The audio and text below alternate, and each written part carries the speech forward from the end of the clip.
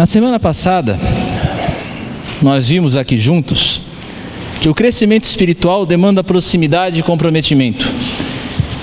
E eu espero que em nome de Jesus você tenha buscado isso ao longo dessa sua semana, uma maior proximidade com o Mestre e um maior comprometimento com a causa dele e com o seu próprio crescimento espiritual.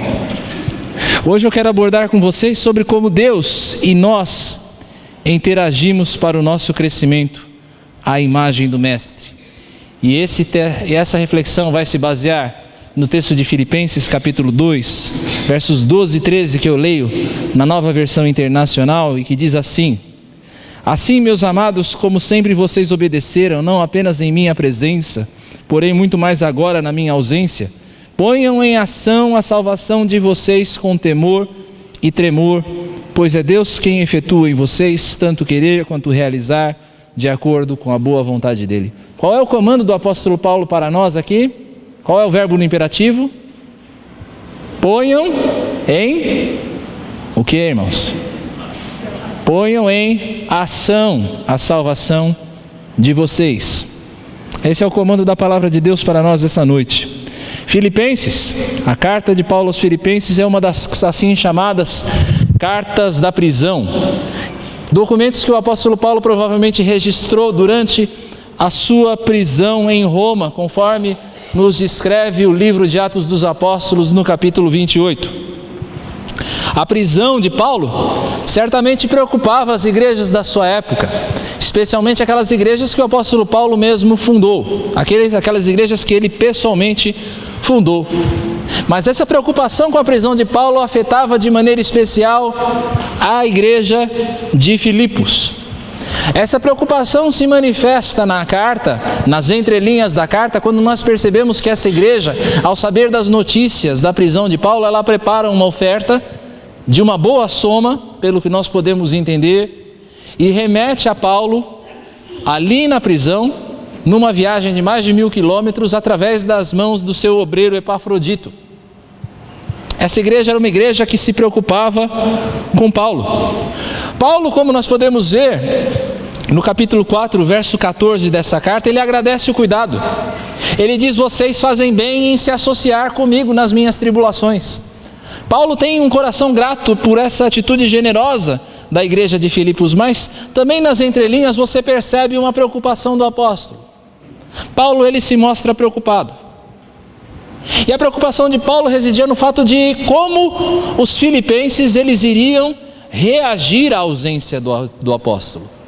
Pode ser que Paulo ficasse ausente do contato com esses irmãos por um tempo breve, ou ainda que fosse uma ausência prolongada, ou diante do quadro de perseguição que se mostrava na igreja de Roma, era até capaz que ele nem voltasse a ter contato com essa igreja, que ele fosse executado. Como os filipenses iriam prosseguir na sua fé? Isso porque a preocupação dos filipenses poderia demonstrar uma excessiva dependência do ministério de Paulo. Como se Paulo fosse essencial à vida daquela igreja, ao ministério daquela igreja.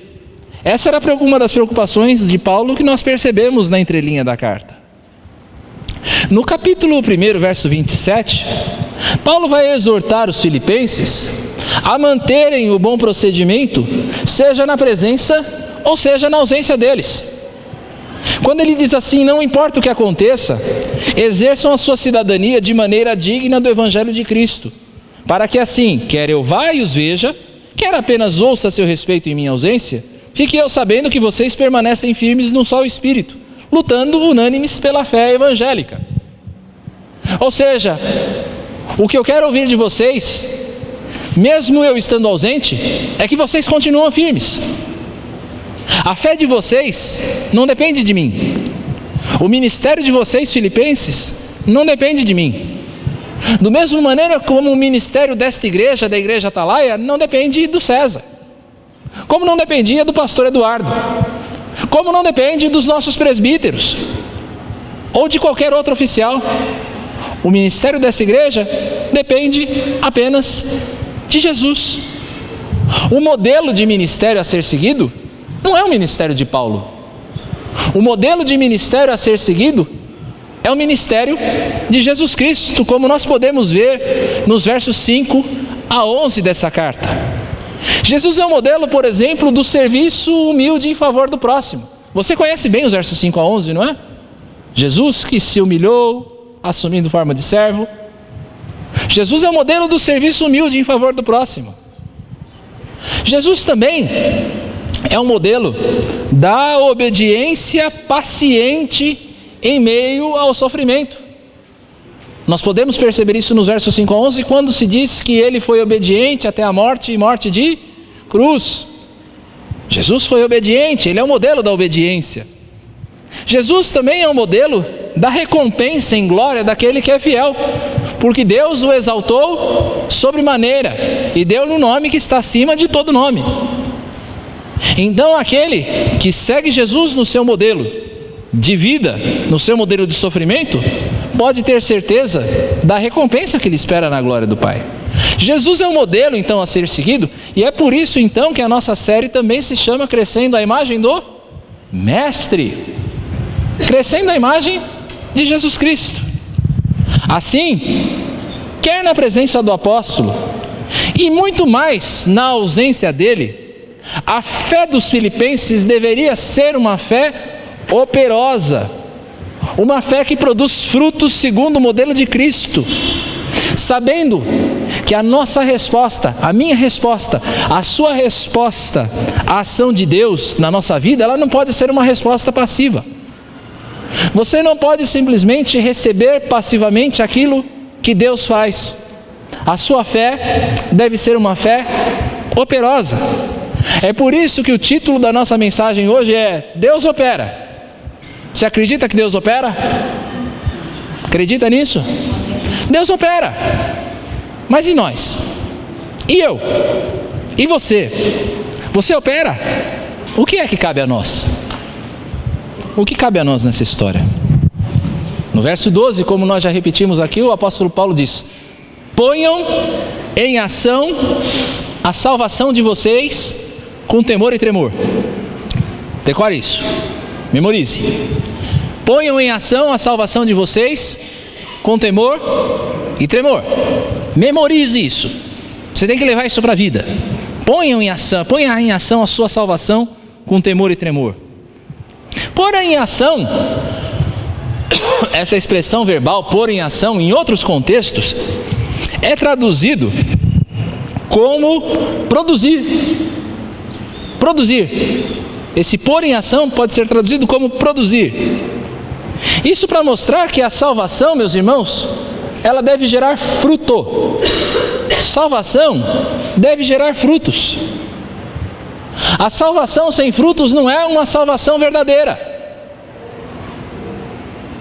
Se você olha para si mesmo e diz: eu sou salvo pelo poder de Jesus Cristo, mas isso não se demonstra através de frutos de vida, através de frutos de arrependimento, através de frutos de justiça, querido, reveja a sua salvação. Aquilo que Jesus colocou em você é poderoso o suficiente para operar através de você. A sua salvação não pode ser uma salvação meramente passiva. Ela tem que produzir fruto, senão há algo de errado com ela. O desafio aqui, para reforçar, é demonstrar por meio de obras de justiça a nossa fé. Você certamente vai se lembrar do texto de Tiago que diz que a fé sem obras é o quê? Morta. A fé sem obras é uma fé morta. A fé, ela é demonstrada por meio de obras. O alvo aqui, ele é muito alto. Você precisa saber disso. O alvo, ele é muito alto. É a perfeição. É a busca da perfeição. Do mesmo modo como a obediência de Jesus o aperfeiçoou ao senhorio. Você não pode se contentar, em outras palavras, com nada menos do que perfeição. Afinal, não é o comando do Senhor: sede perfeitos, como perfeito é o vosso Pai que está nos céus. O alvo é alto. O alvo que tem que buscar é a perfeição. É uma busca diária por nós sermos melhores do que nós somos hoje. Você tem que buscar essa perfeição todos os dias. Você não pode se contentar com menos. Só que o alvo da perfeição, ele não é apenas alto. Ele é alto demais. Ele é alto demais para mim e para você. E é por isso que Paulo nos recomenda então que nós operemos a nossa salvação com temor e tremor. O que quer dizer o temor e tremor? É aquela desconfiança contínua de nós mesmos. É você olhar para si mesmo a cada instante e dizer: mas espera aí, será que eu estou certo? Será que o que eu estou fazendo agrada a Deus? É esse estado de desconfiança de si mesmo. Não desconfiança da sua salvação, por favor, mas a desconfiança do seu procedimento. Se aquilo que você está fazendo agrada realmente a Deus. E ao mesmo tempo, o temor e tremor é aquela ansiedade santa de fazer aquilo que é certo. A ansiedade não é algo bom, mas o desejo, a ansiedade de fazer o que é justo, fazer o que é certo, é algo abençoado. É aquele estado de alma do apóstolo Paulo em Romanos capítulo 7. O bem que eu quero fazer, esse eu não faço. Isso é temor e tremor. É uma total dependência do agir de Deus em nós. Temor e tremor é saber: perfeição é algo alto demais para mim, mas não é algo alto demais para Deus. Eu não posso, mas Deus pode. Cabe a nós então pôr em prática a nossa salvação. Nós temos de pôr a nossa salvação em prática. Você certamente já viu esse adesivo colado em muitos carros, não é verdade? Como é que eu estou dirigindo? E às vezes mal, né? Às vezes a pessoa está dirigindo mal. Como estou dirigindo? A gente precisa colocar esse adesivo na nossa vida. Como é que eu estou dirigindo a minha vida? O que eu estou fazendo da vida que eu recebi em Cristo Jesus? Como é que eu estou dirigindo a minha vida cristã? Como é que você está dirigindo a sua vida diante de Deus? É aquela velha ideia de que a prática leva à perfeição. Você quer alcançar a perfeição? Não espere isso num passe de mágica. Pratique. Pratique a perfeição. Pratique a cada dia a sua salvação. Veja o que precisa ser mudado. Eu sei que talvez muitos de vocês estejam no projeto verão. Tem gente que está vindo de bicicleta para a igreja de domingo de manhã. Projeto verão. Quer chegar ali na praia grande, no Boqueirão, na Vila Guilhermina, no Gonzaga de Santos, e colocar aquele biquíni. As mulheres, os rapazes querem estar com aquela barriga de tanquinho, não é? Projeto verão, querem chegar enxutos, em forma. Só que para você chegar no manequim menor, você poder chegar com aquele corpo bonito, aquele corpo saudável, isso demanda o que, Roger? Esforço, prática. Isso demanda prática, querido. Para você chegar naquilo que você quer, você precisa se esforçar. Você não alcança isso de um dia para o outro. Eu não sei quantos de vocês conhecem esse homem. Você provavelmente já viu algum vídeo dele na internet. Facebook está cheio de vídeo dele. Ele chama Nick Vujicic. Não sei se a pronúncia está certa, mas pelo menos a gente tenta. Esse homem, por causa de uma imperfeição genética, ele nasceu sem os 2 braços e sem as 2 pernas. O que para alguns seria uma tragédia. Mas para ele não. Ele transformou isso em força interior e se tornou um palestrante internacional, um pregador do Evangelho, um homem de Deus. E ele se referiu em relação a essa busca pela melhoria da seguinte forma: se eu falho, eu tento de novo e de novo. Se você falhar, você irá tentar novamente. O espírito humano pode suportar muito mais do que percebemos.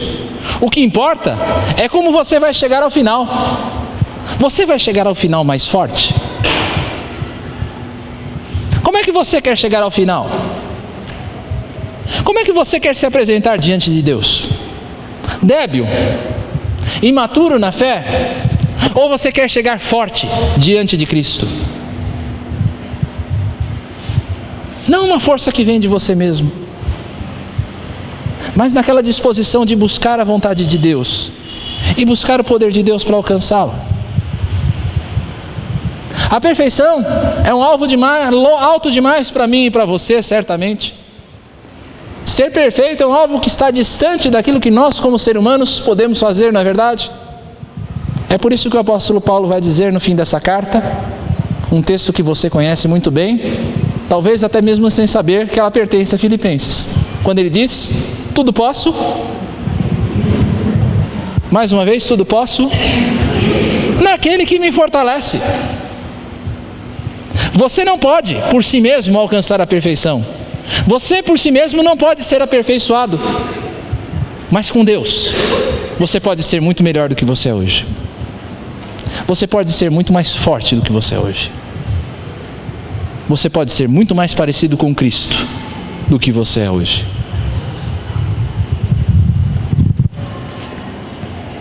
Nós precisamos usar de toda a nossa diligência para crescer segundo o exemplo de Cristo. Toda a nossa diligência, todo o nosso esforço para crescer segundo o modelo de Cristo. Será que eu e você temos um plano bem definido para crescermos? Você tem um plano bem definido para crescer?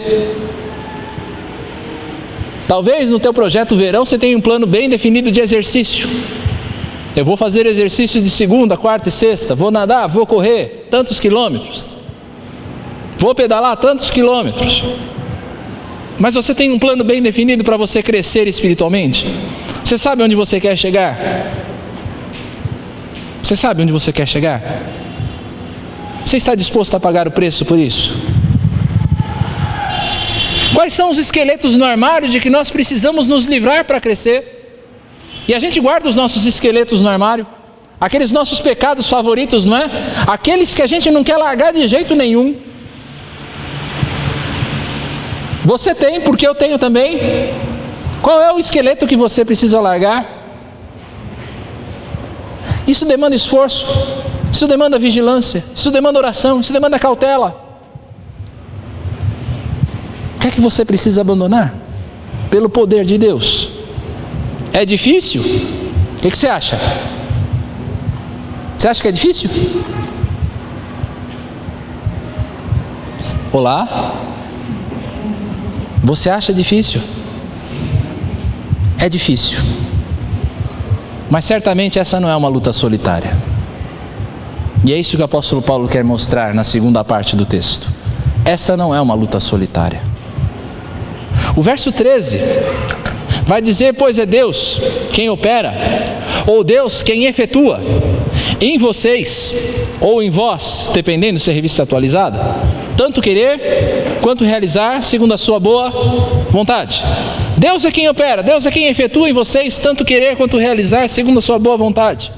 Esse verso vai mostrar, então, que o verdadeiro agente da transformação não somos nós. O verdadeiro agente da transformação é Deus. O verdadeiro agente da transformação é Deus. Nós nos esforçamos, nós trabalhamos, nós batalhamos, mas quem opera é Deus.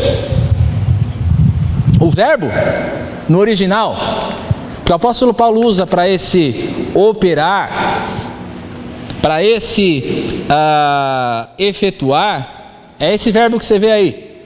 Energel. Energel. Você conhece alguma palavra que tem a ver com energel? Tá fácil. Energia. Deus, então, Ele é a energia. Ele é o poder que nos energiza para o aperfeiçoamento. Deus é que nos dá energia para o aperfeiçoamento. Ele é a gasolina que move o nosso motor espiritual. Já viu o carro andar sem gasolina? Ou sem álcool? Já viu o carro andar sem combustível? Não existe. Deus, Ele nos dá esse combustível, esse motor, essa força, essa energia espiritual, para a gente poder fazer aquilo que nós já falamos. Essa energia vem de Deus. Isso porque Deus energiza o nosso querer. Deus é o ponto de partida do nosso querer. É Deus quem nos dá um novo coração desejoso de boas obras. Esse desejo por aperfeiçoamento não pode vir de nós mesmos. Ou você acha que um belo dia você levantou a sua cabeça e disse: eu quero mudar. Você acordou uma bela manhã, os passarinhos cantavam no céu, você tomou um bom café da manhã, e aí você disse: a partir de hoje eu sou uma nova criatura em Cristo Jesus. O homem natural, ele está morto nos seus delitos e pecados. Ele não quer o bem, ele é indisposto para o bem. Deus, então, Ele é a energia, Ele é o ponto de partida que transforma, que revive esse homem natural, dá a ele nova vida. E então ele passa a desejar aquilo que é bom. Ele passa a desejar cumprir a vontade de Deus. Deus é quem opera em nós o querer. Mas Deus, Ele energiza também o nosso realizar. Deus não opera em nós somente o desejo de mudar. Ele opera também a energia, a força, para que você busque diariamente a imagem do Mestre. Sem Jesus, sem Deus, essa é uma busca legalista. É uma busca legalista. Você vai colocar uma lista de regras na tua cabeça de como as coisas devem ser, e aí você vai tentar pelas próprias forças cumprir a tua lista de regras, para depois no final você perceber que você fracassou. Não é uma questão de força de vontade aqui. Sem o energel de Deus, você vai fracassar, querido. Você não tem o poder para se aperfeiçoar. É Deus quem te energiza. É o Espírito Santo que te aponta a cada dia aquilo que você deve mudar. É quando você abre a Escritura, você está lendo, você está meditando ali na tua casa, no teu carro, você está meditando no ônibus, no metrô, e de repente você encontra uma passagem e fala: opa, peraí, isso aqui chamou minha atenção, porque isso aqui tem a ver com a minha vida. Sabe quem faz isso? Não é a tua inteligência sobrenatural, é o Espírito Santo falando para você: abre o olho, você precisa mudar. É o Espírito Santo que nos dá força para resistir ao pecado. De quando nós estamos em meio à tentação e Satanás está nos cercando como um leão procurando a quem devorar, e aí você se coloca de joelhos e fala: Senhor, me dá força, e Deus te abençoa, e você resiste. Paulo vai completar esse versículo 13 dizendo que tudo isso segundo a boa vontade de Deus. Tudo isso acontece segundo a boa vontade de Deus. E boa vontade aqui no sentido de deleite, de prazer. Deus opera o querer e o realizar segundo o seu prazer, segundo o deleite que Ele quer ter em nós. Nós não podemos duvidar, meus irmãos, que Deus, Ele se agrada do nosso aperfeiçoamento. Deus, Ele se agrada do teu aperfeiçoamento. Deus se agrada do teu crescimento, da tua vontade de se aperfeiçoar. Deus se agrada disso. Ele não abandona você no processo de mudança. Ele não deu a ordem simplesmente e foi embora. Não, Ele se agrada disso. Ele se agrada de ver você crescendo. Ele se agrada de ver você mudando. Veja o que o Senhor Jesus diz lá em Lucas capítulo 12, verso 32. Não tenham medo, pequeno rebanho. Você pode ler para mim o que está em amarelo? Foi do agrado do Pai dar-lhes o reino. Aquilo que Deus nos dá, Ele nos dá por causa do agrado dEle, por causa do prazer dEle. Deus se alegra quando nós fazemos aquilo que nós devemos fazer, aquilo que Ele nos dá força para fazer. Deus se alegra. Nós podemos ter certeza de que Deus opera em nós. Você pode ter a certeza de que Deus, Ele opera em você. Jamais duvide disso. Deus, Ele está operando em você, te dando força. Quando você realmente deseja mudar, quando o teu coração está movido pelo Espírito Santo, quando você não tem um coração de pedra, Deus, Ele está operando em você para a tua mudança. Você certamente se lembra da oração que o Senhor Jesus nos ensinou em Mateus capítulo 6, chamada de Pai Nosso.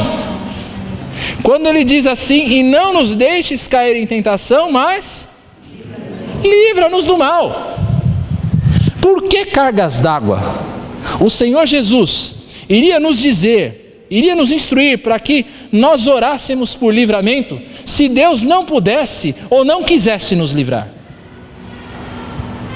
Para que você iria orar se Deus, Ele não estivesse disposto a livrar você do mal, da tentação? O livrar do mal aqui não é livrar do perigo, não é livrar do risco de um atropelamento, não é livrar você da doença, é livrar você do pecado. Para que Jesus instruiria você a orar se Deus não iria atender?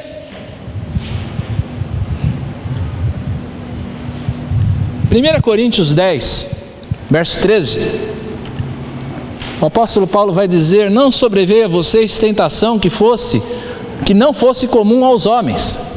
E Deus é fiel, Ele não permitirá que vocês sejam tentados além do que podem suportar. Leia a parte amarela, por gentileza.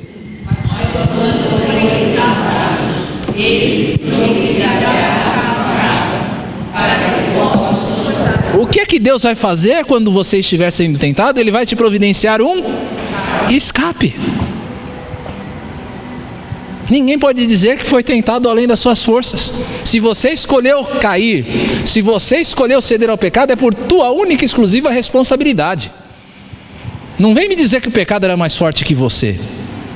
Pode ser que ele fosse até mais forte que você, mas ele não é mais forte que o teu Deus.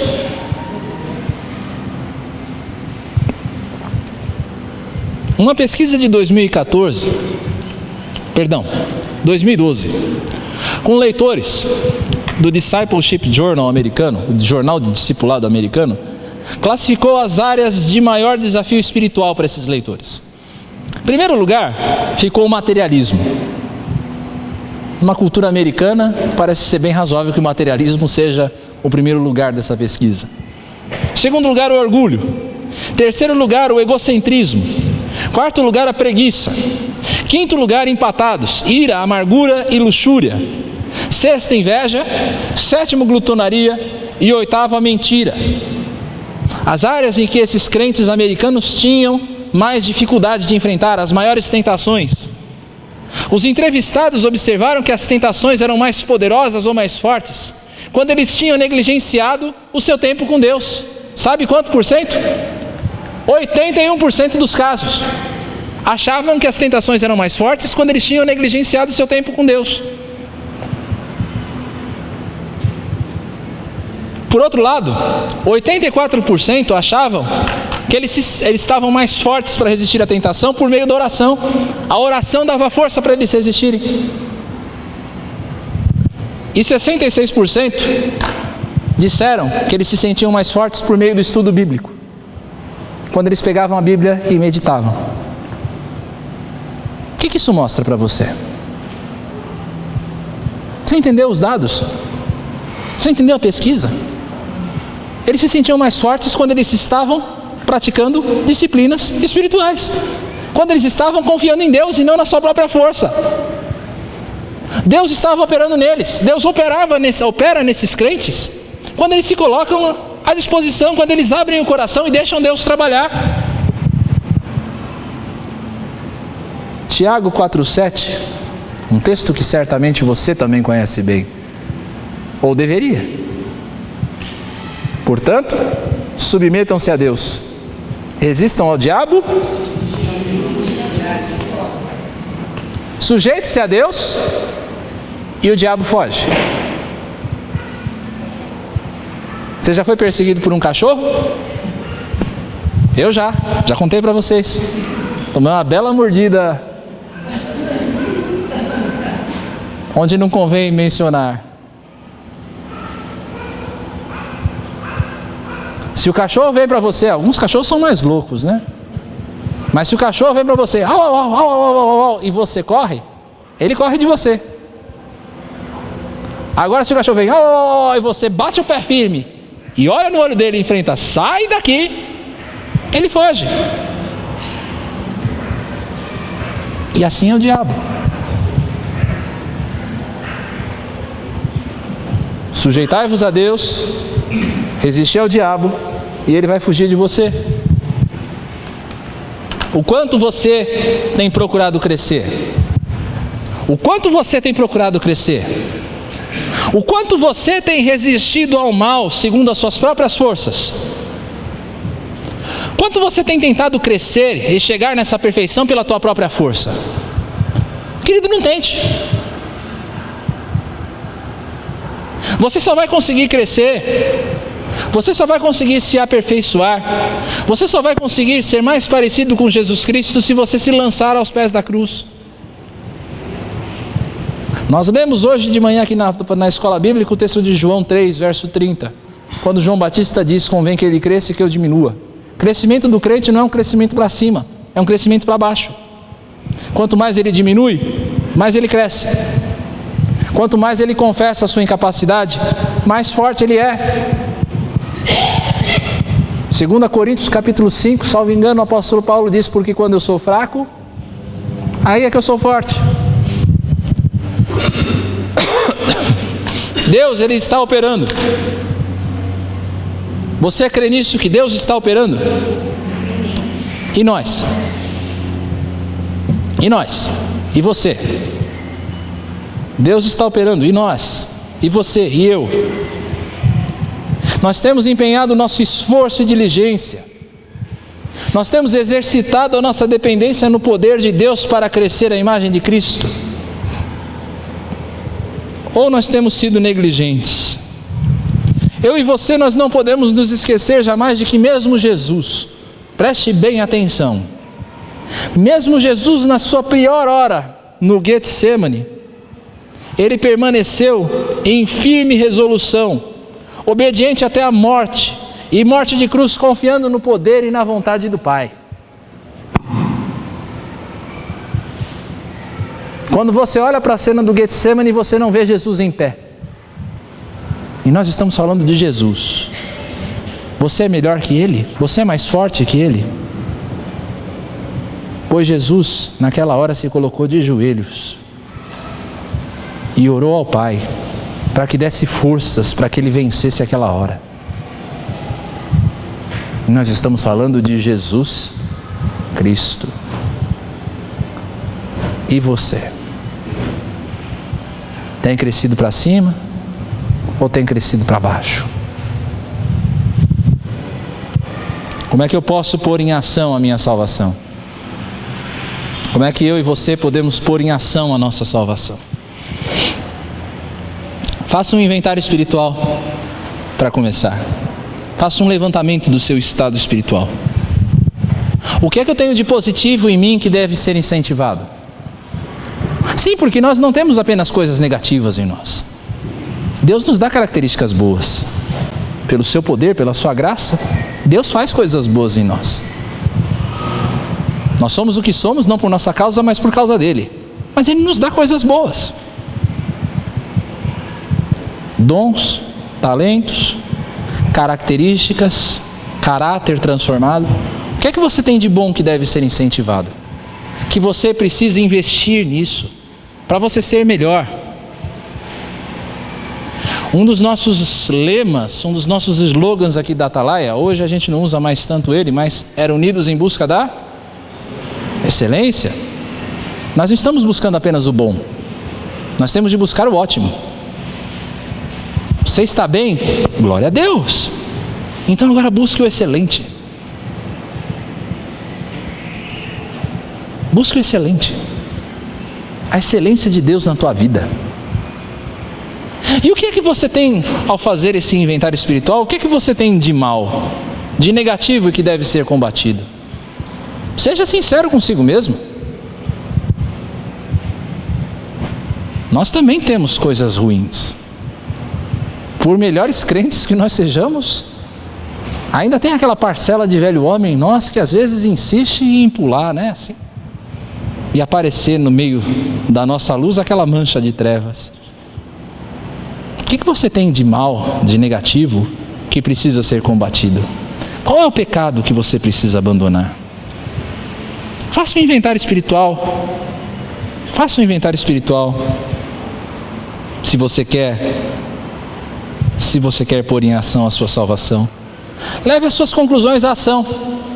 Não basta simplesmente você saber o que você tem de bom ou de mal. Tá bom, eu sei que eu sou um crente que contribui com o meu ministério na igreja, com os meus dízimos, minhas ofertas, isso é bom. Eu tenho que fazer mais. Eu sei. Eu sei também que eu sou um crente orgulhoso, presunçoso, e isso tem que ser combatido. Ok, eu sei dessas coisas.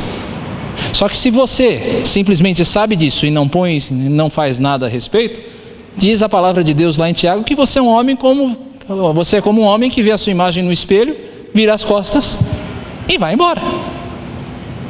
Leve as suas conclusões a sério. Leve as suas conclusões a sério desse inventário. Tenha um olhar servidor. Como é que você pode tocar o coração de alguém? Como é que você pode tocar o coração de alguém? Quando a gente fala dessas coisas, às vezes você pode pensar em coisas grandes demais. Eu vou tirar alguém da pobreza, vou tirar alguém da miséria, vou tirar alguém do vício, mas às vezes, um abraço basta. Tem tanta gente precisando de abraço, querido, que a gente nem sabe. Tem tanta carinha feliz aí na igreja, que a gente olha as carinhas felizes, mas por dentro o coração está rasgado. E tudo que aquela pessoa precisa é de um abraço e de alguém que diga para ela: olha, eu te amo.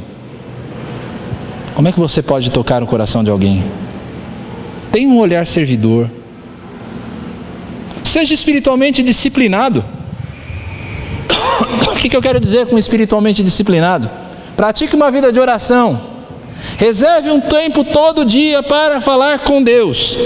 Mas não é simplesmente para você falar com Deus dizendo: Senhor, eu preciso ser curado da minha garganta que está ruim. Senhor, eu preciso de um carro novo. Senhor, eu preciso de um emprego. Deus sabe de todas essas coisas. Dedique um tempo de oração com Deus para você crescer.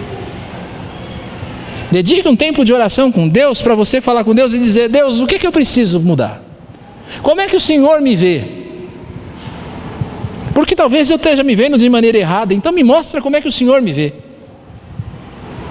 Lembra do Salmo 139? Sonda o meu coração. Nós vamos cantar isso, não é? Sonda-me. Prova os meus pensamentos. Vê se há em mim algum caminho mau. Tenha um tempo de oração. Você só vai fazer isso por meio da oração. E Deus só vai te responder também por meio da oração, querido. Medite na Escritura. Eu não estou falando aqui simplesmente para você ler a Escritura. Isso pode ser mecânico demais. Eu estou falando para você meditar. Como é que se medita na Escritura? Eu não vou dar um passo para frente se eu não pensar que esse passo está de acordo com a palavra de Deus. Eu não vou tomar uma decisão na minha vida se essa decisão não estiver coerente com a palavra de Deus, se eu não tiver certeza de que aquilo que eu estou fazendo é coerente com a vontade de Deus. Você sabe por que muitas vezes os teus planos não dão certo? Porque os teus projetos não dão certo? Porque você não consulta a Deus a respeito deles. Às vezes você não pergunta para Deus o que Ele pensa a respeito dos teus projetos, dos teus planos. Sabe como é que Deus vai te responder isso? É pela oração? É, mas é também por meio da palavra. E aí você toma as tuas decisões conforme a tua cabeça. Meditação na palavra. Ter a palavra diante de você. Todo dia. Todo dia. Todo dia. Comunhão. Seja espiritualmente disciplinado na tua comunhão também com os irmãos. Como é que anda a tua vida no corpo? Você é um crente que está aqui todo domingo? Que bom. Ótimo. Você está aqui na escola bíblica? Joia demais. Está nos grupos pequenos? Bom. Só que comunhão não é só isso. Comunhão não é só programação. Comunhão são corações abertos, um para o outro. Eu só vou ter comunhão com o tio Silvio se ele abrir o coração para mim e eu abrir o coração para ele. Se ele compartilhar da vida dele comigo e eu compartilhar da minha com ele. Senão não é comunhão, querido. Se a gente não estabelecer essa relação de comunhão, de confiança um no outro, em que nós enxugamos as lágrimas uns do outro, em que nós puxamos a orelha um do outro, em que nós comemoramos as vitórias um do outro, querido, não existe comunhão, não existe crescimento. Seja espiritualmente disciplinado em relação ao seu louvor. A gente tem uma tentação de ser igual a hiena do desenho. Lembra do hard har? Ó dia, ó azar, a minha vida é só canseiro e enfado. Amada, a tua vida não é só canseiro e enfado. Você passa dificuldade como qualquer outra pessoa. Alguns vão passar mais dificuldades, outros vão passar menos dificuldades, mas todos passaremos dificuldades. Como é que o louvor entra na tua vida? É através da música? Não é só através da música, mas é você reconhecer também aquilo que Deus faz de bom.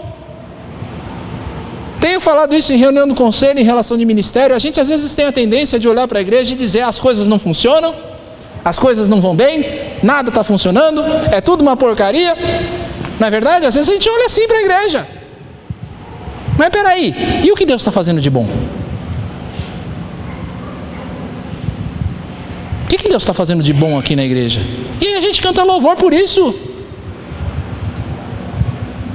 Que bom seria se a gente olhasse mais para os motivos de louvor do que para os motivos de choro. E às vezes a gente só olha para o motivo de choro. A gente só fica chorando por aquilo que deveria ser e não por aquilo que é. É claro, a gente tem que melhorar, a gente tem que mudar, a gente tem que corrigir. Claro, tem coisa para melhorar, tem coisa para melhorar na minha vida, na sua vida, na vida da igreja. Mas espera aí, não é só coisa ruim. Não é só coisa ruim. No meio da tentação, não duvide que Deus pode e quer te libertar. Porque às vezes quando a gente está no meio da luta contra o pecado, a gente se sente tentado a pensar que Deus nos abandonou. E aí a gente começa a olhar para nós mesmos e dizer: Deus, por que eu não consigo me livrar dessa prática que eu tenho, desse vício que eu tenho, desse pecado que é tão resistente na minha vida? As pessoas da igreja, os meus irmãos, me conhecem por causa desse pecado. Já fiquei famoso por causa desse meu pecado que eu não consigo abandonar. Eu queria mudar, Deus. E aí a gente começa a pensar que Deus nos abandonou, que Deus não está na luta junto com você. Ele está.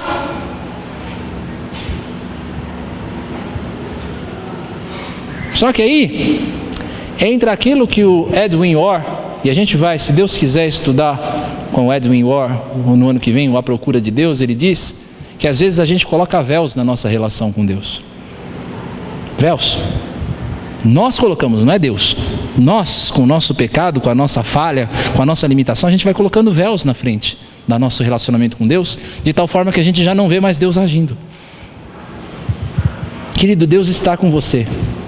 Por detrás de todos os teus véus, Deus está com você. No meio da luta, no meio da tentação, quando você clama por libertação, a sua ou dos seus, Deus está com você. Deus é energia, no melhor sentido da palavra, não que ele seja uma energia impessoal, como a Nova Era diz, mas Deus, ele é a energia que te fortalece e te capacita. Quando você se coloca de joelhos e chora diante do Senhor, pedindo: Senhor, me liberta da força da tentação, Deus irá responder. Você crê nisso? Preste atenção nesse vídeo. Júnior, você pode apagar as luzes aí, por gentileza? Vamos ver se vai rodar. Não vai rodar. Que pena. Pode deixar, Júnior. Obrigado. Obrigado, pai. Ele não vai rodar. Muito Tudo bem. Você certamente se lembra, ou pelo menos quase todos, eu acredito, assistiram aquele filme Desafiando os Gigantes. Era esse o vídeo. Uma das cenas mais memoráveis daquele filme, quando o treinador ele venda os olhos do jogador e faz com que ele caminhe por 50 jardas, carregando o outro nas costas. Lembra? Lembra dessa cena? Linda essa cena. Ele não conseguia andar 35 jardas e ele anda 58. Mas você deve se lembrar nessa cena que ele vai falando, eu não consigo, e o treinador fica do lado. Deixa eu tirar o microfone. Vai! Você consegue! Segue adiante! Você consegue! Vai! Falta só um pouco! Você consegue! Você consegue! Você consegue! Não desista! Você consegue! Você se lembra disso? E você? Querido irmão, querida irmã, e você? Tendo Deus por treinador, tendo Deus te dando forças, tendo Deus dizendo para você que você pode avançar um pouco mais, tendo Deus na tua orelha a cada dia dizendo para você, vai Joaquim, vai Rosa, vai Wene, vai Fernando, você consegue, vai Suelen, você consegue. Você acha que você tem o direito de entregar os pontos e desistir no meio da luta? Você acha que você pode desistir?